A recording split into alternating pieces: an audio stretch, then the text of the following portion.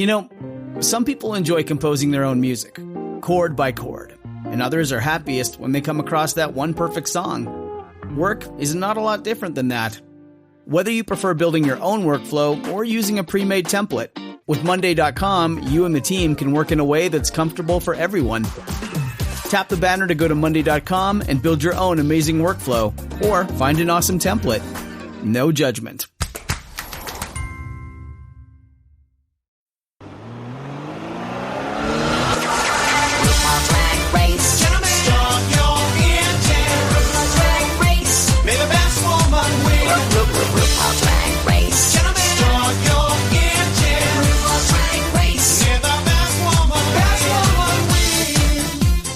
Welcome to the RuPaul's Drag Race Recap Show for Season 6, Episode 9, titled Queens of Talk.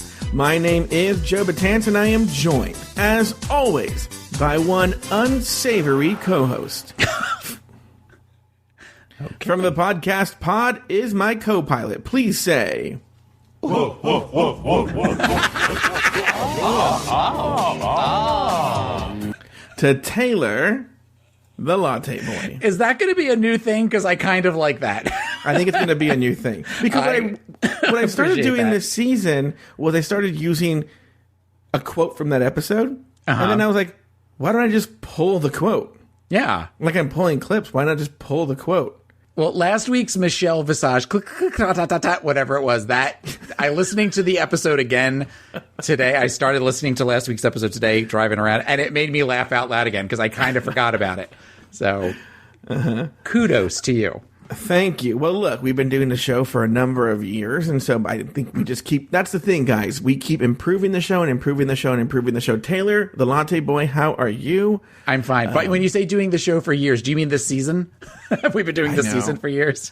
I know. You know what? We didn't realize they'd be coming back so soon for a new season for All-Stars 3. Even if you're hearing this in the future, we are doing this in the fall of 2017, and it's going to butt right up against...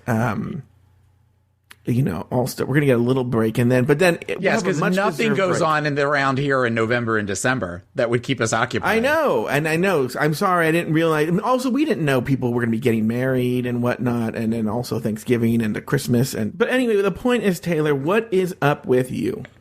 Nothing is up with me. I need to buy a suit. Because I'm going blind because I'm old and diabetic. So yeah, no, I wear my little cheaters. And I have finally come to the place where I feel like I have to wear them all the time when I'm reading anything or looking at a screen. Mm-hmm. So, but I found some like half frames. That's so like not gay to know what they're called, but you know, the ones that like there's no frame on the bottom, and I like those more. But I don't wear glasses, so I don't know what any of these terms mean. What I did used to get amused at lens crafters commercials, because when they show people working in the extras in the lab in the back, they all wore glasses. You know, everyone wears glasses in lens crafters. Right. But let me ask you this question: What are your thoughts on gray hair? I love gray hair. I've actually thought about doing that with my hair. I want to get the stuff that you put in so it makes your hair look gray, more gray. Son of a bitch. Why? Because I'm getting... Okay, so I was getting, like, little stray gray hairs here and there. Uh-huh. But you can't see them when my hair's short when there's gel. Okay? Right. And I was like, ugh, that looks gross, right? But I don't want to dye my hair because I feel like it looks fake. I guess I was going to say it always looks fake, but I guess for those people who dye and I can't tell, then I wouldn't know. How would you know? Yeah, how would I know? But I have a little patch growing in. I think it's actually right here. I have a little patch. You probably can't see it. But I have a little tuft of white hair, like right here. I actually like the way it looks. So you're going to have like Bianca Del Rio during the black and white ball where you're going to have the skunk tail? I wouldn't mind that. I wouldn't mind a distinguished gray streak. I think salt and pepper, very sexy. Salt and pepper is very sexy on a man of any age. There's something about it that I really like. My goatee already gets... That's why I don't grow my hair out. I get white tufts on my beard hair now. Oh, well, you can see mine. Mine's very white underneath. I definitely But it makes you look very professorial. Like, that's you want your therapist to have a beard with white tufts in it. Yeah, I do think, because now if I shave it down too much, or God forbid, all the way off, I look like Chester Molester. So I have to have some sort of facial hair, because if not, just you can actually watch the double chins all kind of bloop, bloop, bloop, bloop, all kind of fall out, and it's horrible. Now so this kind of straighten my neck out. It kind of frames the face, and also you're right. It gives me that sense of feeling like I look like I know something, when in actuality I am totally making it up off the top of my head at any given moment with clients. Have you ever? Here's a good question. Maybe you don't want to answer this on the air. Okay. But I was talking to a friend of mine recently, and he started droning on about a story, and he was going on forever and ever and ever. And I realized when he was going on forever and ever and ever that I had stopped listening, and I didn't know what he was talking about. All the time. Oh, with your clients? Oh, I did it today. I actually did it today at one point, where I was listening to a person talk, and I realized I zoned out for about 45 seconds. Hopefully they did not say anything very, very important. And I have talked to other counselors and social workers, and we all do it at some point. Now, let me ask you a different question.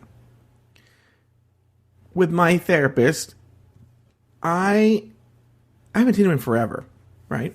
Mm-hmm. But when I would go see him, it'd be like, I was maybe on a once a month, once every other month sort of schedule. And he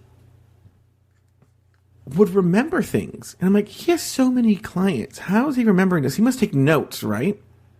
And he reads the notes before I walk in? I occasionally have situations where I have to refer back to notes. Oh, after you leave, I am assuming that, yes, he writes in a chart. He writes all about you. He writes about you in his diary. I don't know. But, yeah, no, for part of my grant is I have to show what we talked about during a visit. So I write down notes. And I mean, depending on how important it is, I will get specific, or I tend to write the same things kind of over and over again, but I just modify it to the client.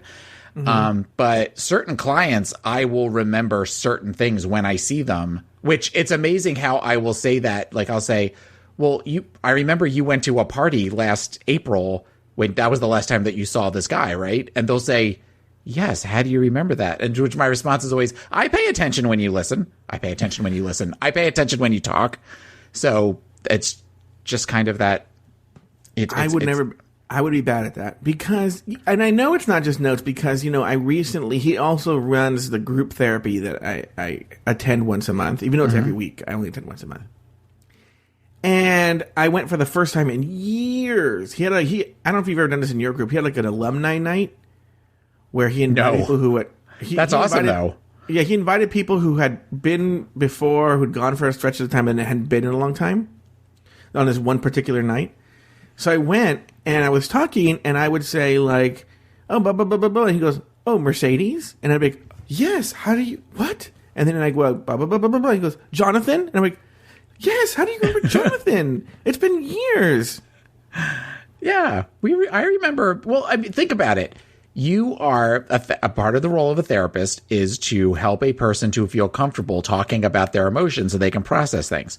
And even when it looks like we're not listening, we are listening. We're listening very intently. We're looking for themes. We're looking for patterns. So it makes sense during a period of sessions that eventually you're going to hear certain things and you're going to hear certain people talked about and you're going to hear interesting stories. I have clients that tell me interesting stories all the time that I just think, well, whether or not they were my client, that's a very cool story to hear about, or a very sad story to hear about, or a very scary story to hear about. So those things stick with us as clinicians. Now, whenever you watch the show The Sopranos, and Lorraine Bracco was giving, was it good? Was it not good? Yes. Obviously, she crosses the line a lot. Well, no, she clearly crosses the line. Actually, very rarely does she cross the line. The one real scene that you see where she definitely crosses the line is the episode. There's an episode called Employee of the Month. And that's the one where the show's been off for 10 years, but whatever. But she's raped in a parking garage, and she thinks about asking Tony, because she knows what he does, to get the guy, because she knows where the guy is. The guy is an employee of a month at a fast food place or something. So that's really the only time that I can remember. Anything with therapists on TV or podcasts or anything like that, whenever they have recordings or whenever they do performances, I am definitely somebody that is playing along. Like, where I am thinking, okay, if this person said this to me and I try to do it in a split second, what would I say to this person? You know, and try to see if I can kind of follow along with the therapist. I'm listening to a new podcast right now that you would probably like, called Where Do We Begin? And it's this old Belgian psychotherapist that has couples that she records the couples counseling session. And it's a 3-hour session, but she whittles it down to like 45 minutes. And they are fascinating to listen to, not only as a therapist, but also just to listen to this couple talk about very intimate things. And there are times that you start listening to it and you side with one person and then you move to the other person and you kind of go back and forth. Is it real or fake? No, it's real. It's real. She's apparently some well-known therapist. Her name's Esther Perel or something. Mm-hmm. But it's an Audible podcast, but you can get, I think, the first 3 episodes on, I listen to it on Pocket Casts, but it's really, really good. And do you agree with a lot with what she's doing? Yes, I agree with a lot of it. And then there's times that I feel very stupid because I'm thinking to myself, I would have never thought to say that, you know, so I can't help but kind of judge myself against, you know, but I do that all the time. I judge myself compared to what other people say all the time. That's for me and my own therapist to talk about.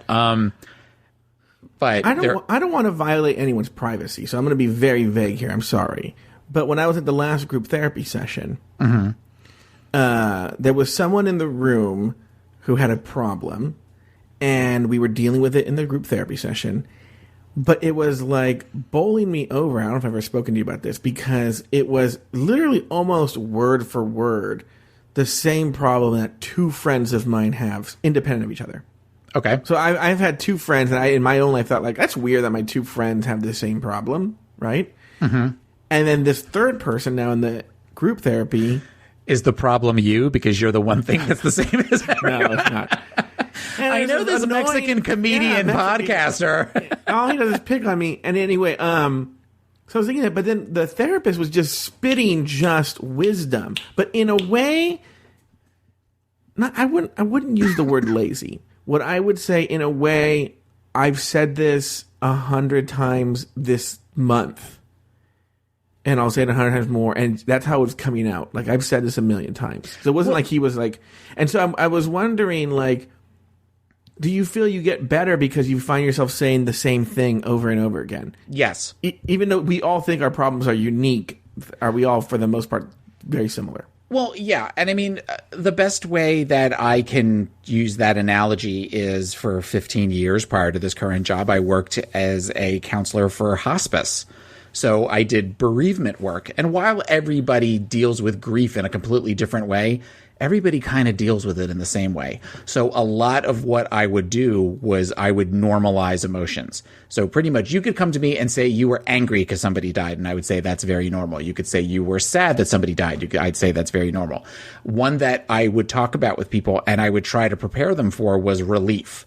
That especially after somebody had been sick for a really, really long time, I would say, after this is over, you're going to take a moment where you're actually going to exhale. That is completely normal. You're not a horrible person. And I mean, it was this speech that I had that I would talk to with everybody, and it worked 95% of the time. You know, or after it was over, I would say, so did you have the moment where you exhaled? And they would go, oh my God, I thought I was the only person that experienced that. It just kind of became par for the course. I have definite tools that I use with the majority of my clients. I have certain questions that I know will prompt a response that I try very hard to not sound like I just like hit a button and it's just a recording coming out of my mouth. I try to apply it however the person is presenting their issue to me. But I definitely have things that I say kind of not as a knee-jerk reaction. And it's funny you're mentioning this because there's something that happens in this episode that I specifically wanted to talk about. But yeah, I think that's normal for most therapists, is you definitely have certain things that you kind of pull from that are at the top of the bag of tools that are easy to get to. This week, Trinity desperately wants to win a challenge. Jocelyn worries she might leave next. The girls play hangman with members of the Scruff Pit Crew and each get a chance to host RuPaul's talk show. On the Runway, a show, by the way, no one ever watched. I watched it when I was on Did VH1 you really? a little bit. I was one of those that if it was a Saturday night and I was not out and I was flipping through channels, I would sit and I would watch it for a little bit.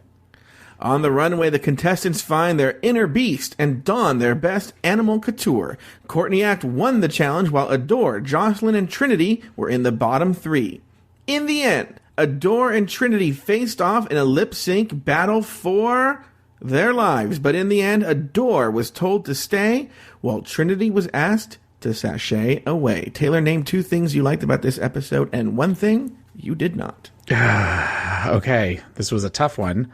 I would say the 2 things that I liked about this episode were I liked the mini challenge for the most part.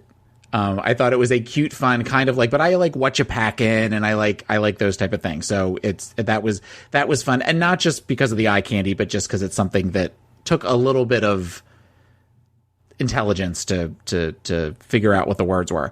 I also kind of liked the mini challenge, for lack of a better word, that was in Untucked. We're not really going to talk, I don't think, too much about Untucked this episode, but where they watched the recordings, the modulated voices of people saying shady things, other contestants, and they had to guess who the contestant was.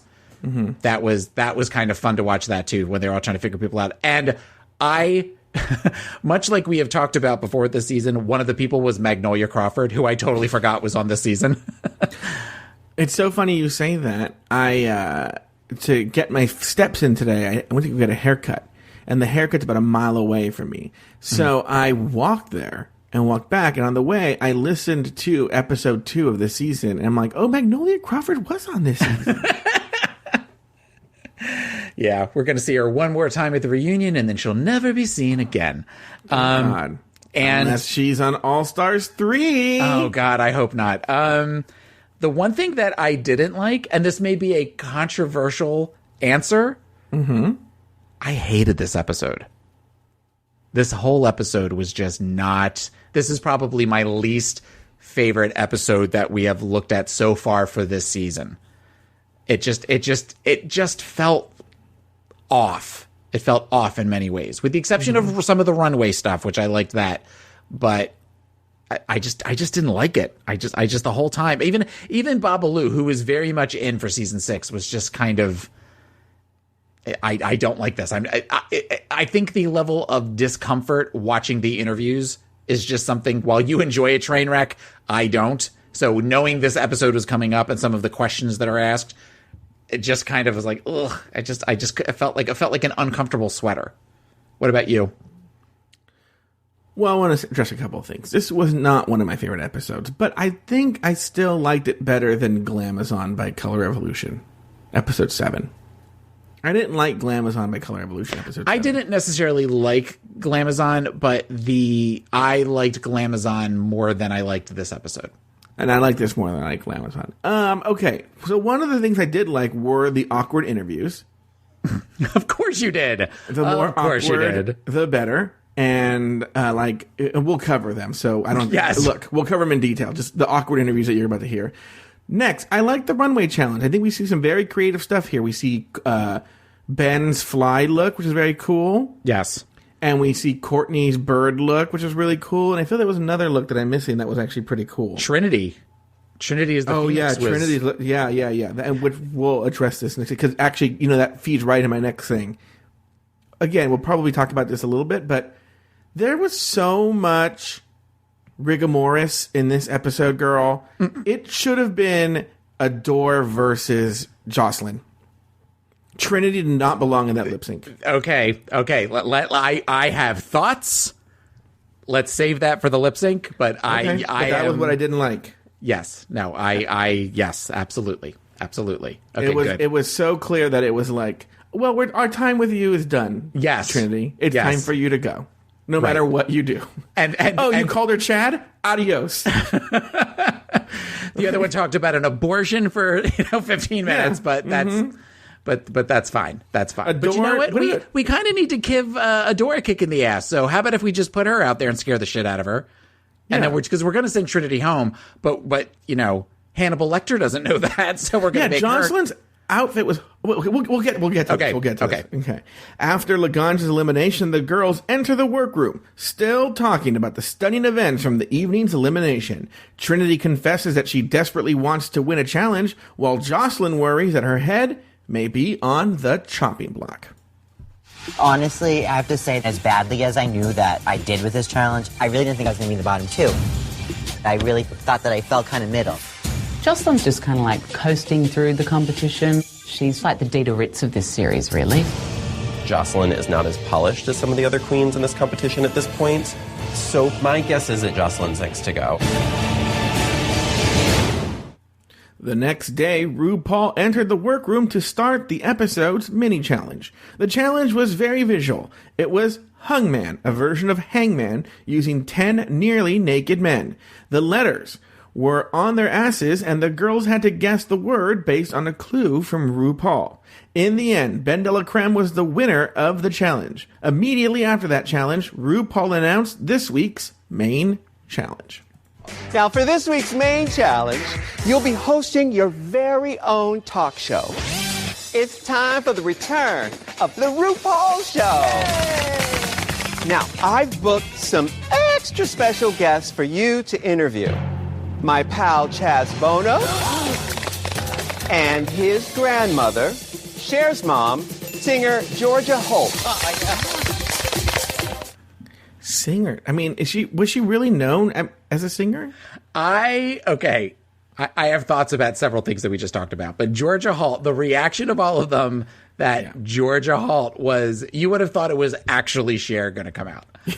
Well, Courtney says, I am 1 degree away from Cher. And I'm like, well, their voices are so high. Okay, go ahead. So, in many ways, she was pretty close to Cher. Have you ever heard any of this woman's music? No. I listened to it.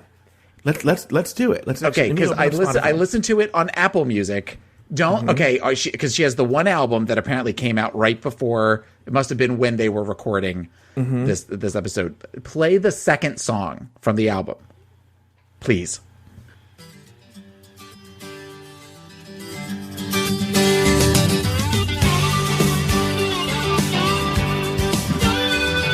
Is that like... I don't want to hold you tight. Oh, it sounds just like her, right? Mm-hmm. I don't want to kiss you now. I don't want to call you baby. If you should get to me somehow. She recorded when she was young? No, she did this from 30 years ago. Oh. So... Never love nobody else. It sounds like from 30 years ago. It sounds kind of like a not as strong Cher. Yeah. Oh, but do you think she's trying to sound like Cher, or she just... No, I think that's probably just that. Because it's something that she recorded them and then didn't do anything with them. According to the multiple interviews, they just kind of sat in a garage someplace. So I don't think she was thinking she was going to be the Gypsy Rose Lee of Cher impersonators in the country world. Mm-hmm. Yeah, she sounds a lot like her. Oh my God, yeah. Well, it's so funny because she sounds like an old lady now. Like she's like, yeah. Anyway, you mean when she looks at the camera, goes, oh, and she's like, I felt so uncomfortable. I don't know about that. Oh, wait, let's see how long the intro is here. Okay. Wait, let me have it at... Okay. This is so Walker, Texas Ranger. Exactly. Okay, here we go. We have 10 seconds. Here we go. Hey, everyone. Good morning. We got one of the biggest hits stars of the radio. You know Cher? Yeah. It's her mom. All right. Holt. Woo!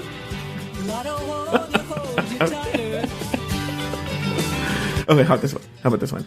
All right. We're going to have Georgia Holt on after this, and we're going to ask her the question, Cher's mom, that's been on all of your minds. What do you think of abortion? I don't wanna hold you tighter.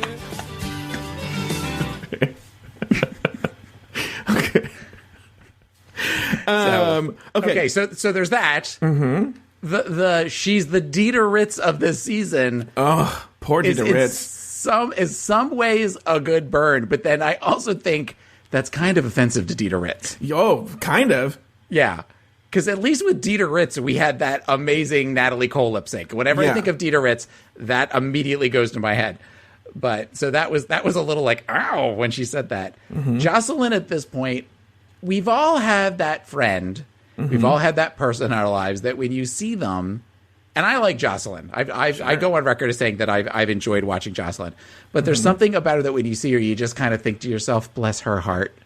And that's kind of the way I am with Jocelyn at this point, where she's just has no clue. Yeah, I've been sort of regretting some of the things that I said before, where I was like, oh, well, she does really well in the competition, but she is not so good at the runway. She's still not good at the runway, but now she's not good at the competitions.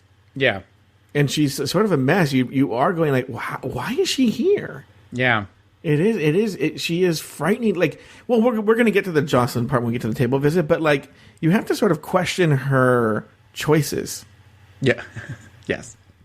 So, yeah. So Jocelyn, and then what was the topic of the last week with Jocelyn? Oh, the mini challenge. So explain to me. Yeah. Johnny Scruff. Well, first of all, look, if you're going to call yourself Johnny Scruff. Yes. And look, I'm not, because it's going to sound like I am, let me tell you this. I am very attracted to a sissy. Okay? As I've discussed Why, thank you.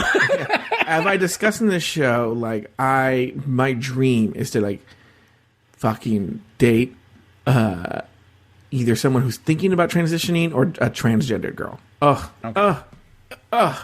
Right? They just drive me up the wall. I love them. Okay? Okay. But if you're going to call yourself Bobby Butch, then you better be fucking Butch. And if you're going to call yourself Johnny Scruff, yeah, you technically have the scruff, but like, he would have a word. He would have a lisp on the word Bob. Oh yeah, when RuPaul says, "Are all of these boys on Scruff?" and then he turns around trying to be all butchy to see, he goes, "Well, I guess you'll just have to find out yourself." Like pretty much throwing purses at RuPaul, like hitting RuPaul in the face. Yeah, it was like Paul Lynn is the founder of Scruff.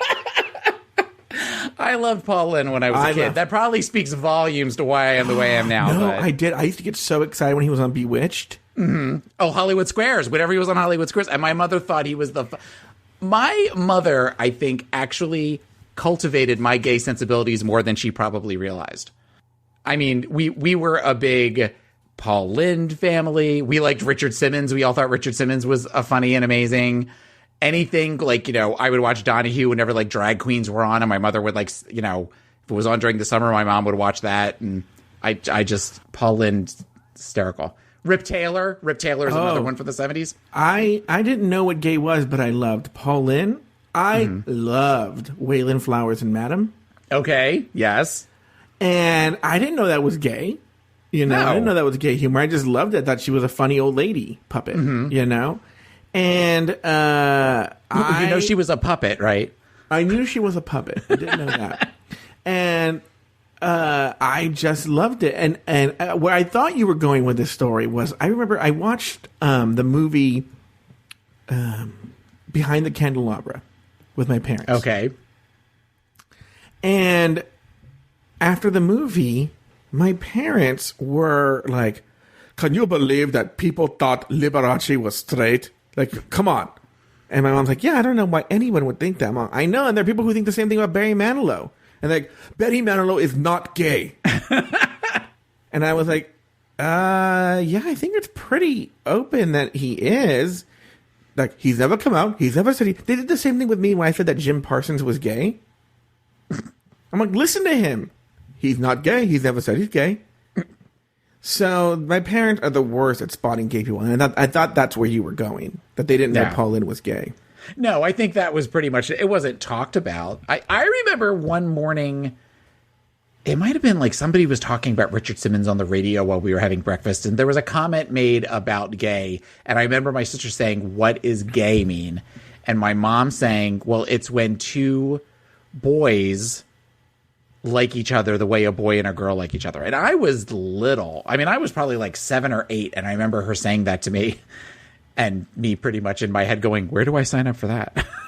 Oh, no, I had an opposite experience. But let me ask you this, Taylor. What did you think of this week's main challenge? I didn't like it. I didn't like it at all. I didn't like it because I have a feeling that... Because the ones that didn't do well really didn't do well. And the ones that kind of rose to the top were just okay. Mm-hmm. Like, when you think about it, when you go through the two that were the best would be, I would say, Courtney and Ben. And they definitely edited it that way so that they looked to be where they were the best. Yeah. And, I mean, even both of them just didn't seem great. I was surprised. I think Courtney did better than Ben. Yeah. I guess, yeah. No, I disagree with that. I think Ben did better than Courtney. Well, we're going to find out when we cover it. But in terms of the actual challenge, did you like it as a challenge?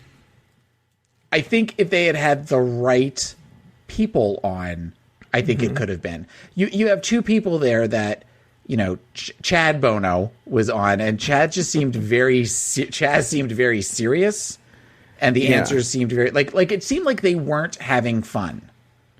I'm going to tell you something though.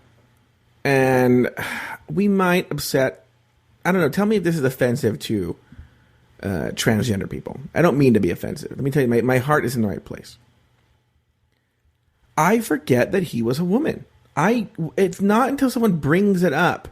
Like, to me, Chaz Bono is a cis man.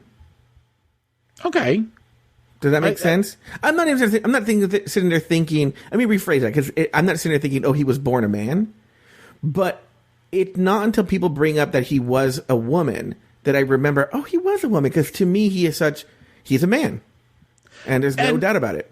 Yeah, I mean, I think that the transition went well for Chaz, and I think that, you know, sometimes you see people that are transgender that you can see the previous gender still kind of there, whereas with Chaz you don't necessarily see that. I'm happy for him. I'm happy for him. I do, however, remember that he was on, this is going back years ago, but he was a contestant on Celebrity Fit Club when he was Chastity Bono. So I still remember that with the bad 90s lesbian haircut. Like, I kind of, every once in a while that flashes in my head, but you know, otherwise I just see him as Chaz. In the workroom, RuPaul visited each girl to check in on her progress for the challenge. Adore Delano was nervous. Ben struggled to show her true self, and Jocelyn Fox, in particular, seemed oblivious to RuPaul's not-so-subtle thoughts on the direction of Jocelyn's talk show. So, your big opening, have you worked on that? I have. Please welcome someone who came out of Cher's vagina, and the vagina Cher came out of. I'm just a little worried about, you know, maybe talking about Cher's vagina could possibly offend mother and son. But that's where the entertainment lies. Listen, we're down to just very few girls, and, you know, when the gumbo gets thinned out, it's a little tough. I like gumbo. So. You've got your work cut out for you. Get back to it. Sounds good. All right. I didn't put a discussion point here, but let's discuss this right now. Okay. Actually, I want to discuss something in this that I was kind of hoping you grab the clip, but I didn't ask you to grab the clip. So at one point when RuPaul is talking to Ben, and this goes back to the conversation we were having before, Ben says something along the lines of, well, I just tend to be an introverted person. And RuPaul immediately goes with, who are you afraid of? like without like missing a beat. Like she was like waiting to pounce. And there's part of me that I'm like, how fucking dare you just assume because of whatever you've gone through in therapy that other people are dealing with the exact same thing. Ben just might be an introvert. There is nothing wrong with being an introvert. There's nothing wrong with enjoying being by yourself. So for Rue to jump at that was so new agey psychobabble that it just pissed me off. So now, I just wanted to throw that in there. Do you listen to What's the Tea with RuPaul and Michelle Visage? No. Okay, if you listen on a regular basis, which I go in pockets, so I'll listen to like 10 episodes at once, and then I won't listen to like 3 months, right? If you listen to any amount of it, you can hear RuPaul's insecurities. She wears them on her sleeve. Like one of them is, and she's never said this outright, but you can tell about the quality of her acting and the ability to memorize lines. Okay. Because whenever they have an actor in that she respects their acting abilities, she will constantly ask them about the craft and how do they remember all those lines. And like how they do what they do. It's like she's obsessed with it. And I think it's because she's insecure about it herself. Yeah. And I think she wishes she was a good actress. Well, and as we saw last week with the I'm so proud. I'm so proud. She's not a good actress. No. Have you ever seen her in anything? She's not good. No. She's not very good at all. Okay, Jocelyn. Her reaction to RuPaul right here makes me think she's quote unquote special. Like she's the Johnny Rapid of season 6. Is that what you're thinking? The Johnny Rapid of season 6 because she's Jocelyn Rapid. Because it's like Ru is dropping these hints. Yeah. Like, well, you know, XYZ, I like gumbo. And like, bitch, she's basically telling you, like, don't do that. Actually, it sounds like that laugh at the end, she might as well just said, well, you might want to pack your stuff up before we get going. Yeah, is that all your stuff in the back? And you're doing the mental math, like, okay. Oh, well. Yeah, and then there was that moment, too, in the episode where she was looking at the dresses she had to wear, and they were just disgusting. She has very, very poor taste in clothes, and there's something off. That she's not, I didn't used to think this, but she's not all there. Yeah. No, and the funniest comment of the night, ironically, for other reasons, was Trinity going, well, I'm safe this week, when she was looking at the dresses in the back. Yeah. It just was not, she's, I think she is somebody that thinks with her heart instead of her head. That is kind of what I get from Jocelyn. That she is a kind spirit, she is a kind soul. She just doesn't necessarily have the taste level or the intelligence level to go all the way. It's Elimination Day, and this week's Mirror Moment raised the question, is Courtney Act a human being? I know sometimes I can be too polished or a little bit Stepfordy. It's not like I'm not willing to be vulnerable, but generally speaking, I'm just happy or happier. I can't help it. That's kind of how my brain works. Or through a lot of meditation, I find that my life is very carefree. I have like a lot of passion and enjoyment. Taylor the Latte Boy, any thoughts on Courtney Act and whether or not she's a human being? Well, I think clearly Courtney is a human being. And I don't think there's anything wrong with being a happy person. So often on this show, and especially with the mirror moments, it's always about the tragedy that has befallen the queen of the week and all the things that are going on. And it sounds like Courtney involves in a lot of self-care. She talked about meditation. She talked about having a positive outlook. You know, we've talked about the hog body comment from early on in the season where she said, so what if you have a hog body? Who cares? You know, other than the stuff with Jocelyn, she really kind of is, she is kind of middle of the road, and, you know, but she seems okay with that. She seems like she recognizes her strengths and chooses to focus on them than worrying about the stuff that doesn't go her way. It's one of these things where I think Courtney is a complete human being with who's very mature and has a very acute sense of herself. Yeah, I would agree with that. I don't mean it's cute, yeah, but that makes for she's cute. Yeah, but that makes for a boring reality show contestant. Yeah.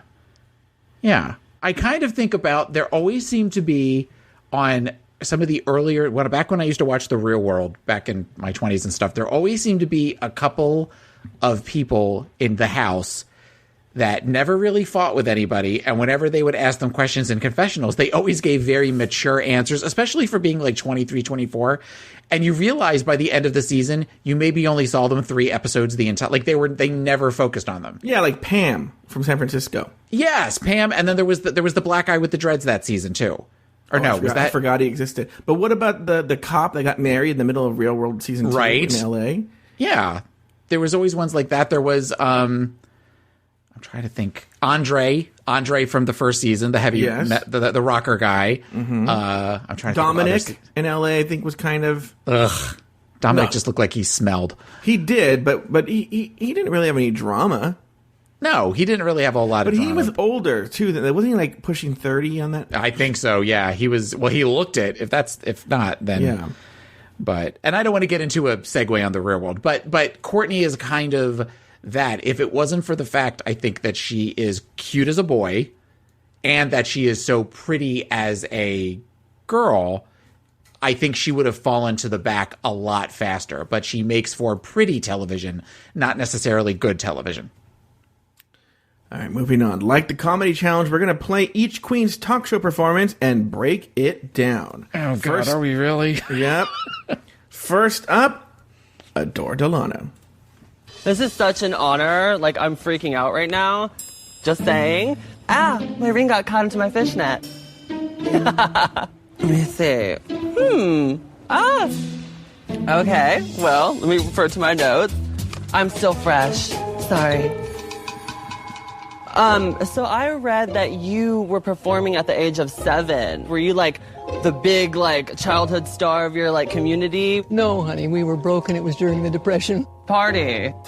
My mom always pushes me and stuff like that. I was wondering, did you have like a stage daddy? Because I call my mom stage mama. I don't know how to explain it to you. We had no money and there was no food. So I would go and sing and people would give me nickels and dimes. Right. Oh, that's amazing, though. It was during the Depression. Okay. Yeah. That's amazing. That's so cool. I'm going to call rigor mortis on her interview because the questions she's asking, Georgia's answers don't line up with the question Adore's asking. Let's go back to the middle here. Okay. You like the big like childhood star of your like community? No, honey, we were broke and it was during the Depression. What? How is that an answer to the question? It didn't. It didn't. Well, I mean, it's clear with the whole, I got caught. Let me get my cards. I'm fresh. Party. That's clearly from different pieces of the interview all put together, beginning to make it seem more, especially with the doot, doot, doot, doot, doot, doot, doot music, that it's just made to look even more floundering. Yeah, because then listen to the next question, listen to the answer. My mom always pushes me and stuff like that. I was wondering, did you have like a stage daddy? Because I call my mom stage mama. I don't know how to explain it to you. We had no money and there was no food. So I would go and sing and people would give me nickels and dimes. Right. What does it have to do with if she had a stage mom? No, it didn't. And does she say, I don't mind or I don't like telling you I grew up in the Depression? Because I call my mom stage mama. I don't know how to explain it to you. We had no money and there was no food. So yeah, it's a weird. Yeah, I wish I knew what the original questions were. Yeah. Okay, Adore Delano. Horrible. It was horrible. Yeah. It was awful. It was just nobody wants to watch and I get that's the part she plays. I get that she is the party and all that kind of stuff. Nobody wants to watch somebody interviewing somebody in that manner. And had she stepped out of that a little bit and maybe acted more professionally, she would have gone a lot further. But I also wonder, I don't know that Adore can do that at this point in her career. If she had the wherewithal at this point to actually recognize that acting that way wasn't going to get her far. I think she's kind of stupid, and I'll tell you why. Again, I think she's a great television personality. But remember, she is suing PEG, Producer Entertainment Group, for essentially ripping her off in the contract. Okay? I just saw today that she's canceling her tour because she's claiming the promoters took advantage of her in the contract. And I'm like, bitch, get a lawyer. Yeah. Part of me thinks that, but I don't think it's actually stupidity. I think it's immaturity. And she's pulling this like, I didn't get my way, or something's going wrong. I think I heard somewhere that her tour isn't selling well, or wasn't selling well. So now we're going to, it's their fault. I'm going to just bomb this, you know? So, anyway, so it's come. I think I don't think she knows how to act like an adult. And now here she's 22, 23. Now she's like 27 or 28, and it's just not cute anymore. At a certain point, you need to act like an adult, right? And she's trying to do this like, I'm cute, huh? You know, like almost like a child TV star who's trying to still go back to what used to work for them when they were little. Yeah, and you can see the early signs of it in this interview where Georgia Holt and Chaz Bono want nothing to do with it. Right. It's not working on them, and it's not going to work on anybody else. And so, all right, let's move on. Bianca Del Rio. In your original book, Family Outing, you discussed how at 13 that you felt different.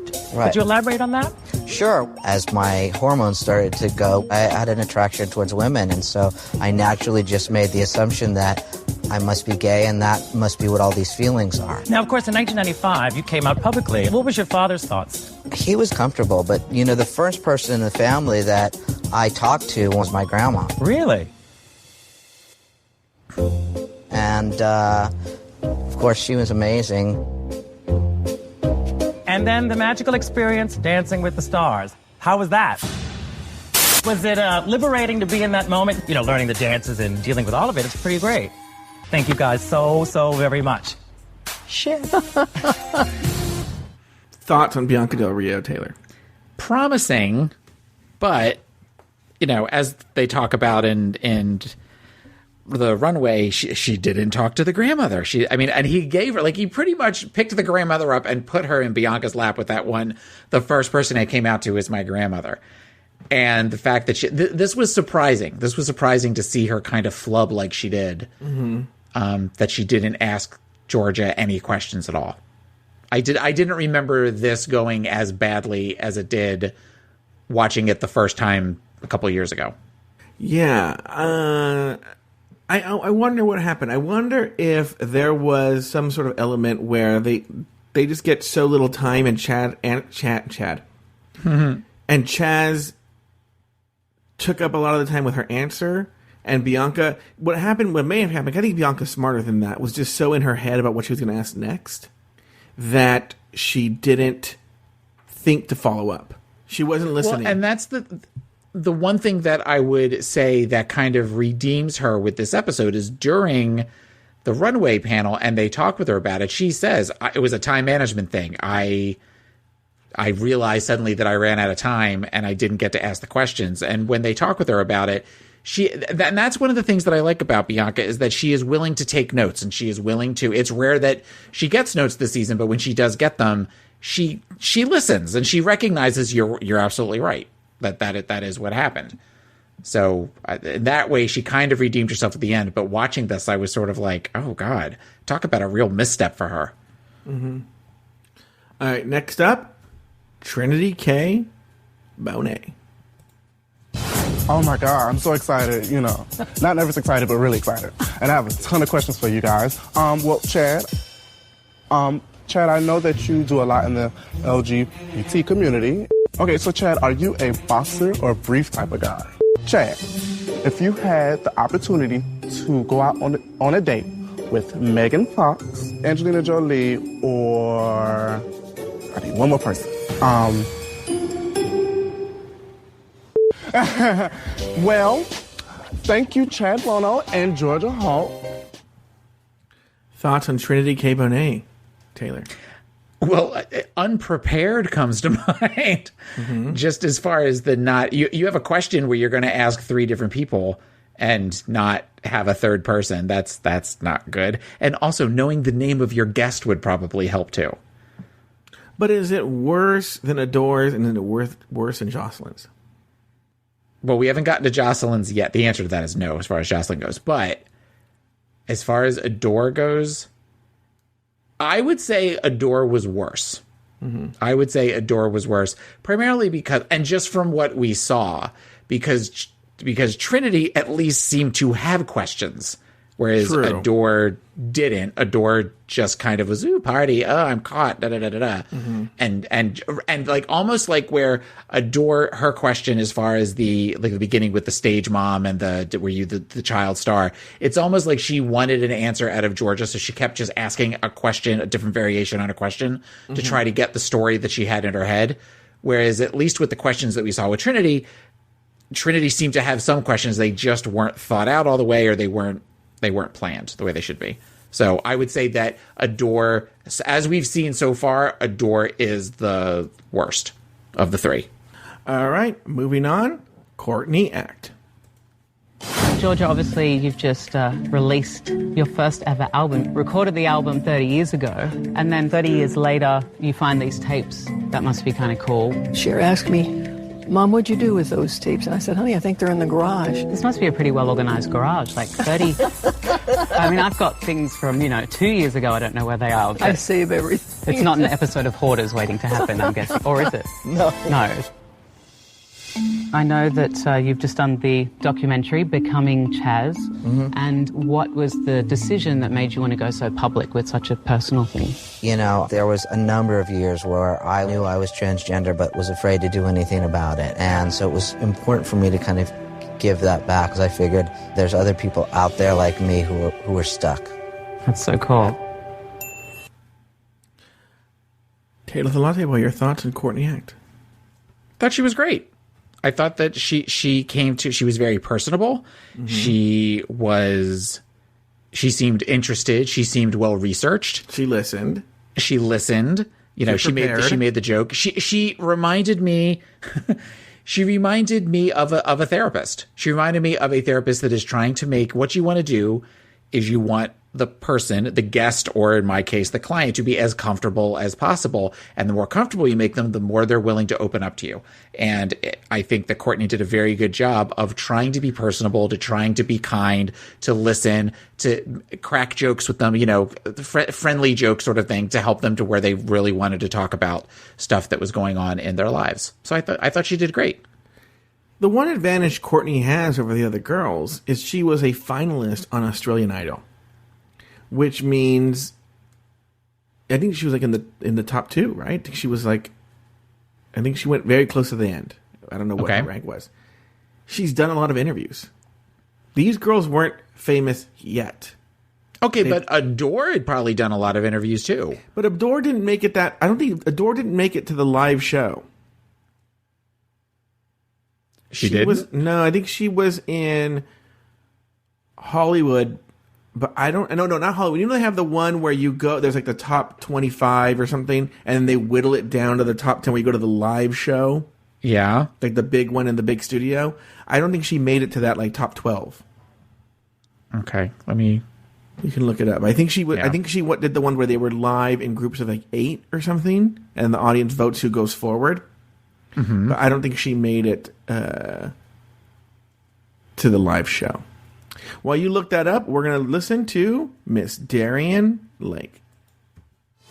So, Chaz, are there any kind of traits that you would say that you really kind of pulled from your mother, Cher? No. No? Right. Now, besides the drop in the IQ and remembering to put the seat down, has there been like hard things that you've had to like adjust to now being a man? No, not really. Georgia, are there anything about like the music today? Do you consider like maybe doing a tour of your album? Not at 87. No? No. Right. And I have one more question for you, my dear. Are you pure Cherokee? Taylor the Latte Boy. Taylor the Latte Boy. Wait, what? Taylor the Latte Boy. Taylor the Latte Boy. Any thoughts on not Georgia Holt and Darian Lake? Horrible. Oh, you know she was horrible? No, not horrible. Let me tell you, the thing at the end where she does it, pure Cherokee, is not good. But it's very forgettable, very middle of the road. I feel that she got more of a laugh on that than they showed. I feel that she did better than they showed. I feel, again, rigor mortis. Yeah. Rigor mortis, girl. I can tell you that Adore was a semi-finalist. Yeah, the finalists are the ones that go to the live show. You mean the tour? No, God, I was way too an American Idol. So there's the top 12. Those are the finalists. Then they get rid of like 2 or 3, and then the top 10 are the ones that go on tour. But the finalists, I think there's the final 12. And I think they go to like a top 30. I think there's a top 30, and they perform live in a smaller studio with a piano player. And there's like groups of like 5 or 6 or something like that, or there's not that many, 7 or 8. I don't know what it is, you know. And then they whittle it down to 12. Okay, then I have no idea where he fell. The point is, somewhere. Courtney's done a lot of interviews. Next, with Darian Lake, I feel there's rigor mortis. I feel she did better than they showed. I'm not saying she did great, but they did better than they showed. Like, okay, some of her makeup fell off. I mean, not her makeup. Some of her jewelry fell off. All right, big deal. But is that okay? So I guess what is the point then of making everybody look bad except for 2 people? Because if you would think that it would be more interesting if they had 3 that did well and 4 that didn't. Okay, let's look at this. Adore clearly did bad. She clearly did poorly. I'm going to use correct English here. Mm-hmm. I think Bianca did fine. That was the worst they could make her look. Okay. Trinity K. Bonet was not good. Okay. Courtney was good. Mm-hmm. Darian Lake, I feel, was fine. But fine doesn't make for good TV. So rather than good or bad, you've got good, really bad, and fine. Yeah, but they have to make the fine ones seem interesting, so it's easier to make them look bad. I guess. Let's see how. I just hate this episode. Yeah, let's see how Ben de la Creme did. Well, Georgia, what is it like to have an album that you recorded 31 years ago hitting the charts right now? It feels fantastic. I started in singing when I was 6 during the Depression. My goodness. You're way too young to know anything about the Depression. Well, I've experienced other kinds of depression, but... Very funny. And now, Chaz, you also have a recent project, Independence Day. Yeah, we actually closed tonight. Have you gotten a chance to see Chaz's musical at all? I haven't. It's closing night. I know it. Could you maybe hum us a few bars? Maybe Georgia maybe she could get a sneak peek right now. Very funny. Thank you both so much. Good, well done. Well done. Taylor the Latte Boy, any thoughts on Ben de la Creme? Personable. I think they were talking about, showing her true self, and I think she did that, but she did that in a way that let the guests kind of share their stories, but also was able to kind of make herself part of the narrative. So she was good. She wasn't some of the horrible ones. So, yeah, I think she was fine. I think she was good. I think she was decent. I still think I know you like Ben better than Courtney. I think Courtney did better than Ben. Well, Courtney seemed more like a TV presenter you would see on television. Yes, and listening to them again, I think I might want to change my answer. I think Courtney maybe did do better than Ben. Yeah, I don't know, but see, Courtney was just kind of that interviewer, whereas Ben kind of made it. And when I say this, it's going to sound weird because she's interviewing somebody, but Ben kind of made it about a little bit about her too, and showing who she was through her interviewing style. Whereas I don't know that Courtney necessarily did that. But what was the challenge? Was the challenge to do that, or was the challenge to be polished? I think the challenge was, at this point, to show them who they are, show the judges who the contestants are through interviewing other people. And I think if that would, especially because they've been talking about Ben needs to show who Ben is, and Courtney can't be this Stepford wife, I think that in some ways they both did that. I think that part of the challenge, I think Ben did better than Courtney. They both did great. I just think that if you're looking at it from that point, considering some of the discussions in the workroom, particularly the whole, well, I'm an introvert, who are you afraid of sort of thing, then I think that Ben kind of rose to the challenge more than Courtney did in that regards. Well, let's see how I'm curious to hear how the last contestant does. Jocelyn Fox. Please welcome someone who has come out twice since coming out of Cher, and someone who's came back 66 years after Cher came out of her. I'm so looking forward to getting to know you better, Georgia. I'm a big fan of yours. Really? I love your CD. I'm Just You Yesterday. Will that end up on Cher's new album? I don't know. She doesn't remember recording her part, and I don't remember recording my part. Okay, well, I don't remember what I had for breakfast today, so we're even. Now, if it weren't for a last-minute decision at the abortion clinic, the world wouldn't have known Cher. Are you pro-life? Has your stance changed at all throughout your lifetime? I think I really don't know how I feel.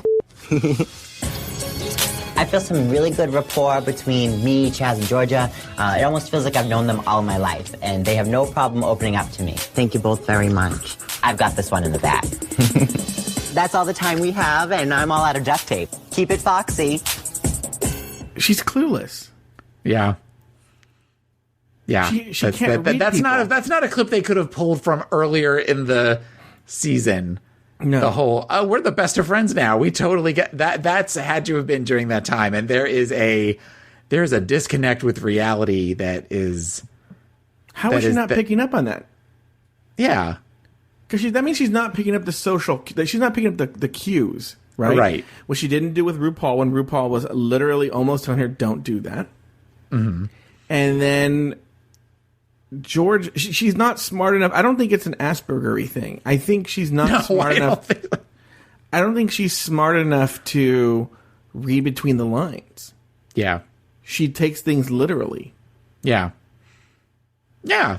And I have people that I used to work with that did not grasp the concept of sarcasm. And you've known me for a while. You know that I wear sarcasm like a badge of honor. And yeah. And I would say things sometimes kind of sarcastically, and people would make comments that, well, no, that's not what I meant. I'm like, oh my God, I'm being sarcastic. Oh. And he would just sort of look at them. And but then I realized, oh, well, now I have a target in staff meetings that I can say sarcastic things to and get the big laugh from everybody else when they don't get the joke. So which is why I'm a therapist, playing with people's emotions for fun and sport. Well, now it's time for the Wait, looks. what? What? No, I was going to say, but we did kind of talk about your feelings on Jocelyn. It's horrible. Yeah. This was horrible. Yeah. It's bad. She should have been in the bottom two. Oh, we're going to get there. We're going to get there talking about it. All right. Well, now it's time for the looks. So, first up, we have Bianca Del Rio, who is wearing a cheetah print dress, which, until you brought up the fact that she wears the same silhouette, I never realized until right now. And she has cheetah kind of body paint on her, and a big black wig. I like this look. I like it. I think it's well put together, well executed. I would give this look a toot. What say you? I like that there's a different wig. I like the little mark she put on herself for the cheetah stuff. I'm going to give it a toot. I think it meets the challenge, and it looks good. All right. Next up, we have Darian Lake, who decided her theme would be elephant. Mm-hmm. She is wearing a gray dress, a gray floor-length dress with with big sleeves that kind of make like ears, and she has large tusks for earrings. And it never occurred to me that the large scarf-looking thing in the front, the first time I watched this, is kind of supposed to look like a trunk. Yeah. And I'm assuming the hard nipples are supposed to be eyes. Oh. Because that just seemed very that seemed for her vulgar. So that I didn't quite understand the nipples, but now looking at the picture that we're looking at, it gives the illusion of an elephant's eyes. It's okay. We have talked to another drag queen on this show that wore an elephant outfit to the finale, and I think she did it better than this look. So then are the sleeve things? Are those her real arms? Or are they ears? Yes, the answer is yes. I give this look a toot with reservation. I just, for no other reason, the big tusk earrings, I like that. But the dress itself is just not, it's not great, but it's not horrible either. What about you? I'm going to give it a 2. I think it meets the challenge. You can tell she's doing an elephant. It looks good, and it looks good for her, and I think it looks great. I'm going to give it a 2. All right. Next up, we have Adore Delano, who had some explanation that made no sense when they were asking her what animal she was. She's in a black cat suit, and she has on kind of a B. Arthur as Maud tunic thing that is a cheetah print, and she's wearing some big, stupid diamond face mask. And this look is horrible. It's a big mess. I give this look a boot. Yeah, she says in the beginning of the show, with the whole season, that she only brought like 4 dresses with her. This is clearly one of the outfits she brought, maybe meant for something else, and then she decided to just bullshit it. Yeah. And that this is an animal. Because this is awful. It's a boot. It looks horrible. Yeah. Next up, oh, Jesus Christ. Next up, we have Jocelyn Fox, who is, I don't know what the fuck she's wearing. She's got on this like silver jacket, like 80s Don Johnson looking LeMay jacket, that she has this big thick belt in the middle and this lacy bra, and she has on feathers, and she has different like patterns, and it's just, she said she was trying to be like the queen of all animals, where she would rip off their skin and wear their skin. The story didn't make any sense. The outfit doesn't make any sense. It speaks to the taste level, and I'm going to give this a boot. Are you okay? Yeah, why? Because I happen to have my window that I'm looking at the pictures over your picture, over your webcam picture, with the exception of one section, and you just leaned over and looked in that section like you couldn't see me behind my window. Oh, I was scratching my leg. Like that. But when you did that, all of a sudden, that's why I kind of giggled. I was taken aback, like, what? But yeah, no, this look is horrible. Getting back to Jocelyn, I give this look a boot. It's horrible for all the reasons you said. She's clearly like Adore making up. Because we're getting close to the end of the challenges. They're running out of like outfits that they are probably bullshitting it. And now she's like, oh yeah, I'm queen of the animals. Yeah. And it's awful. Big. And then she rips off that skirt, right? And reveals like, again, a meaty tuck, apparently. A meaty tuck. It's awful. Big giant boot. All right. So next we have Ben de la Creme, who is wearing a fly outfit.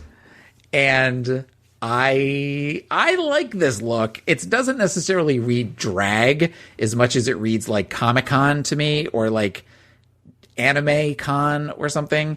But I mean, it meets the criteria of the challenge, and it is very much within her wheelhouse as far as it's kind of kooky and kitschy and fun. So I would give this look a toot.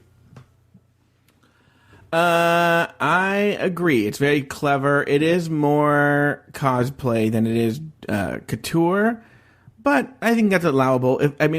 Like Nina Bonina Brown did it like every week, and so like they're like, okay, come on. But like, this is the one time Ben does it. Sure, I agree with it, and it looks great. And yeah, I give it a big 2. It's very clever. All right. Next up, we have Trinity K. Bonet, who said she is a phoenix, and she is wearing a lot of feathers. She kind of looks very Carnival with her look, or Vegas showgirl. It's a lot of browns and blacks and oranges, and it's a beautiful look. And the sheer catsuit that she is wearing, or bodysuit, it looks damn good on her. Like, I know that she's like, she's kind of got the arms, the Angela Bassett arms, but it kind of, the shading that the bodysuit makes for her, it accentuates a lot of the sexier parts of the arm and leg. So I think she looks great. One of the best looks that she had all season, and I give this look a toot. Yeah, she looks fantastic, and you have to almost think, even though she went home this week, that when she got into her outfit, what were the other queens thinking? Like, look how fierce and dramatic this is. This just speaks to how she shouldn't have been in the bottom 2. It's dramatic is a great word to describe this look for all the right reasons. So, and finally we have Courtney Act, and Courtney is a bird, and she has that iconic moment where she kind of puts her arms down and it extends the wings behind her. She is wearing a form-fitting corset. And I guess the color is sort of like a bluish silver, a silver blue that all of her accoutrement is. It's a great look. It's a great look. It definitely meets the criteria. It is feminine. It is beautiful. She kind of looks like a superhero to me in this. Yeah. And I give this look a toot. Big toot from Joe. It's probably one of my favorite looks in the entire run of the show. Yeah. I think it's fantastic. Big, giant toot. Big, giant toot. And that is the looks for the week. Yay. On the judges panel, extra special guest judge Paula Abdul seemed to recognize one of the contestants with an American Idol history. I'm hearing you converse. I'm going, I know this person. Season 7 of American Idol. Yes, American Idol. It's nice to see you. Bullshit. Yeah. Do you believe that for No. fucking Because second? with the hair, the crazy hair, and a fucking mask over her face, she remembers bullshit. That is such bullshit. Well, plus, from the way that she's kind of slurring her words, I'm surprised she remembers her own name, let alone Danny Noriega.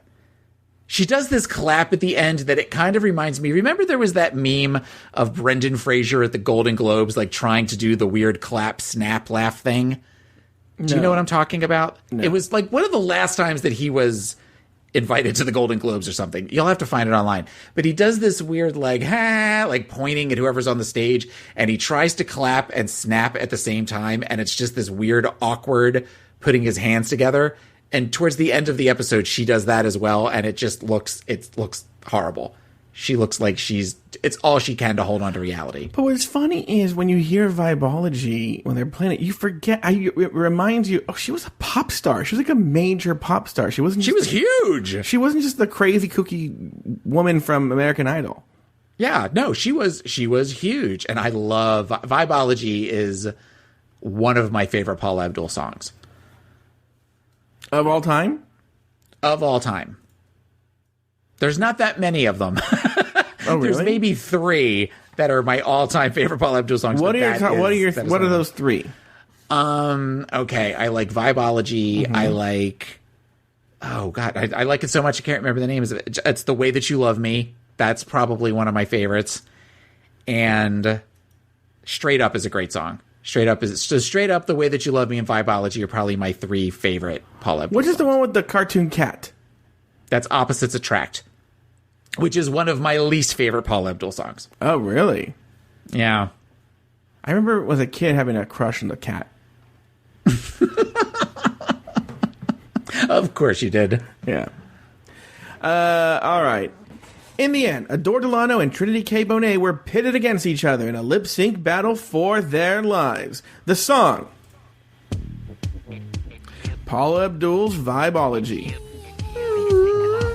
In the end, Trinity K. Bonet was asked to sashay away, while Adore Delano lived to see another day. Taylor, any final thoughts on the episode? Oh, we're going to talk about the lip sync. We're going to talk about the lip sync because Adore Delano deserved to go home with that lip sync compared to Trinity K. Bonet. Trinity was definitely the peppermint of this season as far as the lip sync assassin. Mm-hmm. And the way she danced to that versus the weird dances that Adore was doing, if it had been truly a true competition that the best got to stay, Trinity should have stayed and Adore should have gone home. If you go back and watch that, it's clear. Because Adore is like, the song is a fun song, but it's like a sexy fun song. Mm-hmm. And Adore was just being like silly. Whereas I thought Trinity was being very sexy and very fun and hitting all of the dance moves and flipping her hair the way that I would if I was up there lip syncing to Vibology. And when they realized that, because again, unfortunately, Babalu knows who's in the bottom 4. And when he kept saying, well, it's got to be Jocelyn. It's got to be Jocelyn. And when it went to Trinity, he was like, no, because that means that she's going home. So it just was, I call foul. Oh, because Trinity's wearing a bird thing? That is such a corny pun. No, I didn't think of that, but, that's very punny of you. But, yeah, I think that Adore should have gone home. What do you think?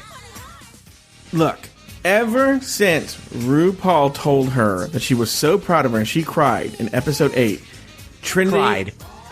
Yeah. Trinity was a dead woman walking. She was going home. She could have done the Heimlich maneuver on Georgia Holt and saved her life. And she was going home. Right? Yeah. So, I mean, 'cause as I was saying earlier, it should have been Adore versus Jocelyn. I agree. Because Jocelyn did... If anything, it should be Jocelyn... Okay, no, Jocelyn was the worst one. She had a horrible look and the worst interview and the worst look. She should have been in the bottom two. Jocelyn versus Adore, because they, of the three, they did the worst. I agree that that should have been the bottom three. But Trinity should have been safe. And because, if nothing else, Trinity's look should have saved her. Yes. It's definitely probably the upset of the season. And I love Adore, don't get me wrong. I can't imagine Trinity going much further. But you're right. This should have been a situation in which it should have been Adore versus Jocelyn. And then maybe Jocelyn go home, depending on how she would have done. But yeah, just not... Because even if there was a tie in the lip sync, right? Trinity still has the win in the look. Yeah. And the only way is if Adore just crushed the lip sync. You're like, okay, well, it's time for Trinity to go home, right? But no, Trinity did at least on par with Adore. You're saying she did better, right? She had a good... that's 2 out of 3. Adore struck out. 3 strikes. Bad interview, bad look, bad lip sync. Yeah, but the only thing I can think is that Trinity had... How many times has Trinity lip synced? So maybe that was just... other than... And this is if we're going on the numbers in front of us, not necessarily well, we've used this bitch up as much as we're going to, now we want to focus on a new bitch. It angered me. It angered me watching that, because I kept thinking, okay, well, she must screw up. And the fact that she did so good compared to Adore, it made me genuinely mad. To me, you take the number of lip syncs into account when all other things are equal. No, that's... Are you throwing shade right now? No, I'm laughing because I said that and then you heard, ooh. I want that as my new ringtone when you call me. You have a lot of ringtones. All right, any other final thoughts on the episode? No, I'm done. I'm done talking about this. Okay, well, that concludes this week's episode of RuPaul's Drag Race Recap. Join us next week and every week as we dissect, discuss, and deconstruct each episode during this very special season of RuPaul's Drag Race Recap. So, for Taylor the Latte Boy and myself, sashay away until next week.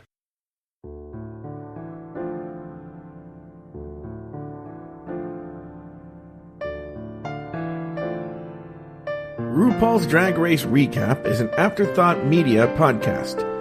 To learn more about Afterthought Media, visit afterthought.media. To support us on Patreon and to gain access to our other shows, please visit us at patreon.com/dragracerecap.